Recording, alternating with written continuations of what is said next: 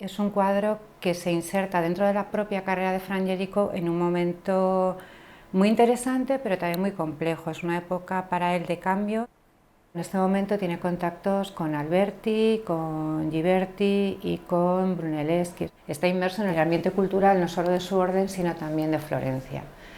Era la primera vez que se enfrenta a representar una anunciación, más para su comunidad, que era una comunidad intelectualmente muy fuerte, y en un momento en el que no solo las técnicas pictóricas, sino las técnicas de representación también están cambiando. Él se encuentra con que tiene que adaptarse a una serie de normas, tanto en cuanto a códigos simbólicos de cómo representar la anunciación, e intentar hacerlo en un espacio nuevo, en un formato nuevo. Es la primera vez que se representa una anunciación en un formato casi cuadrado.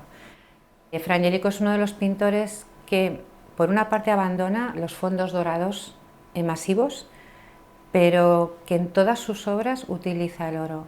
Si no se hace un fondo dorado, tiene que hacer un espacio, tiene que primero proyectarlo y luego pintarlo, y además el espectador se tiene que creer que ese espacio es de verdad. Entonces, para los pintores es una complicación.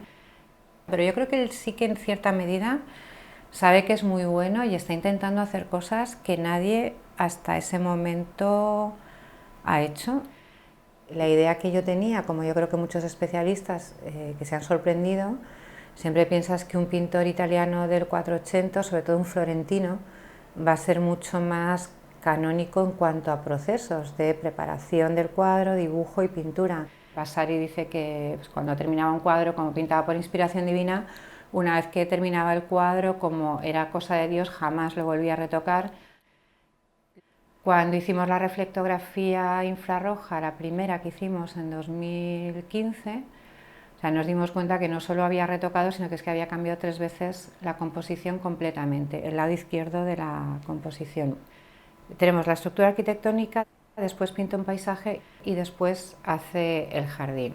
Pero una de las primeras cosas que vimos es que aquí había un arco que bajaba por aquí y que coincidía con unas formas geométricas que hay en esta zona. Hay otro arco aquí, en reflectografía prácticamente no se ve, pero sí se ve en la radiografía. Aquí empieza a pintar y después hace un paisaje del que hemos podido ver algo que parecen troncos talados. En la última reflectografía hemos visto también cómo parece que hay troncos de árboles por debajo de Eva. Esto supondría que una vez que pinta el jardín está ensayando con la figura de Eva. Parece que aquí asoma una primera figura con un primer pie, que además son muy parecidos. Él ya se está planteando el cómo conjugar la historia natural, es decir, la representación de la naturaleza, con una escena sagrada, sin que los personajes importantes, que son Gabriel y María, pierdan protagonismo. De hecho, lo que vemos es que al final la arquitectura no se impone a los personajes y que el paisaje del jardín de la izquierda con Adán y Eva es tan distinto a la arquitectura y formalmente también los colores, y está tan contrastado que el espectador puede hacer una lectura como en 2 partes. Se puede centrar en la logia con la escena de la Anunciación y luego puede ir al jardín, donde él representa toda una serie de especies botánicas con una minuciosidad increíble. Lo que vemos también en la reflectografía no solo son este tipo de cambios, sino también muchos tipos de dibujo subyacente. Vemos que tiene una riqueza de recursos, primero para plantear la escena, después para ir aclarando partes que quedaban confusas.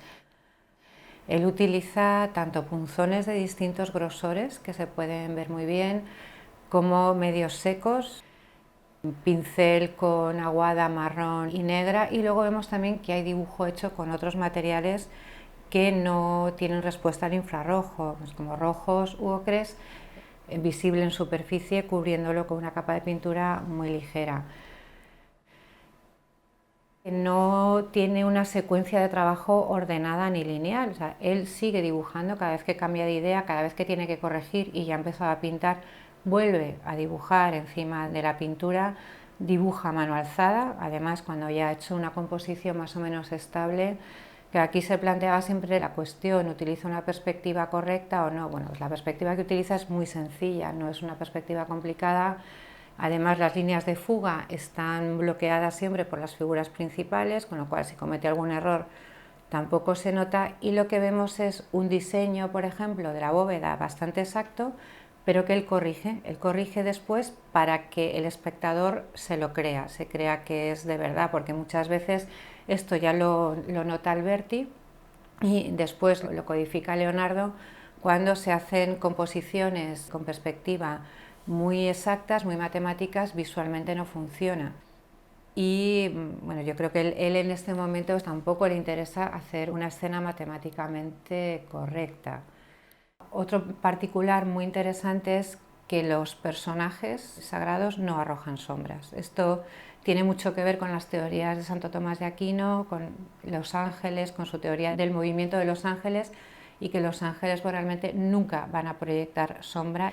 Pero sí vemos que él hace un estudio muy cuidado de cómo incide la luz en los objetos reales. Él, una vez que tiene un dibujo más o menos estable, lo que hace es hacer una distribución de sombras y luces en una fase previa a la pintura.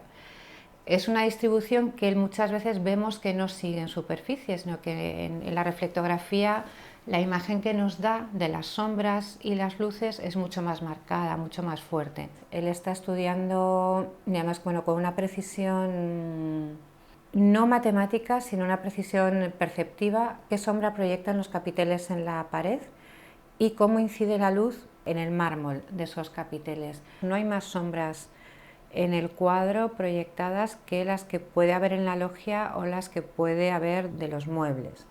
El cómo lo representa es una especie de resplandor, y para ello utiliza la parte más clara de la preparación. Él, cuando está pintando, ha empezado a dar esta especie de subcapa en la que distribuye sombras y luces. Él ya sabe cómo va a incidir o cómo quiere hacer incidir su luz simulada en estos materiales. Entonces deja la parte que va a ser más clara, la deja sin cubrir en esta aguada subyacente, y aprovecha la reflexión de la preparación clara para simular el resplandor.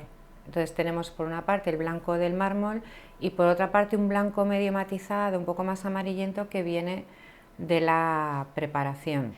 En este momento, como comentaba al principio, es un cambio también en las técnicas. El temple no es suficiente para ellos y posiblemente no hemos hecho análisis de aglutinantes, pero bueno, son análisis destructivos que no hemos considerado hacer en este caso, pero sí visualmente vemos que la calidad de la materia es diferente. O sea, que sí que hay zonas que están hechas al temple.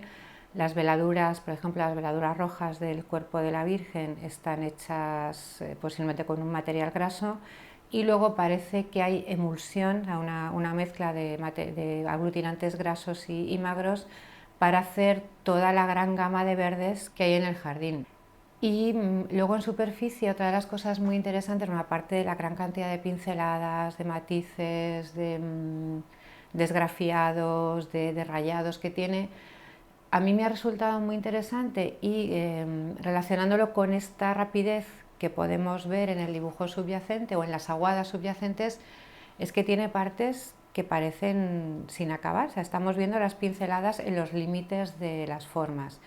Eso por un lado, y como cuando él ya ha terminado de pintar, lo que hace es simplificar algunas cosas. Una de las cosas que vimos durante el proceso es que la Virgen tenía el cuerpo decorado con flores, que él las elimina, sin embargo queda un resto de estas flores o un rastro en relieve. Yo creo que este tipo de eliminaciones están dirigidas a simplificar una escena y centrarla en los personajes. Pues yo lo describiría como un pintor muy bien formado, técnicamente y teóricamente, con muchos recursos visuales, muchos recursos técnicos, y además muy rápido, mucho más rápido de lo que nos podemos imaginar.